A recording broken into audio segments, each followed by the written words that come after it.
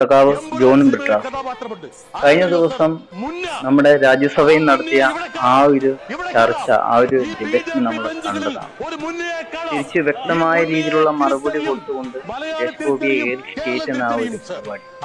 ഈ മുന്നമാര് ഒരുപാട് പേര് നമ്മുടെ സമൂഹത്തിൽ ഉണ്ട്. ആ മുന്നമാരെ നമ്മൾ തിരിച്ചറിയണം. ആ ഒരു വാക്ക് എന്നയ്യ എന്ന് പറഞ്ഞുകൊണ്ട് അദ്ദേഹം കാണിച്ച ആ ഒരു കൊകില് നമ്മൾ കണ്ടതല്ലേ. റിയൽ ലൈഫിലും അദ്ദേഹം കാണിക്കുന്നത് വളരെ ലജ്ജാകരമാണ്. തൃശ്ശൂരിന്റെ അദ്ദേഹം കേന്ദ്രമന്ത്രി ആയതിനു ശേഷം അദ്ദേഹത്തിന് ഹാലളിയ നടക്കും.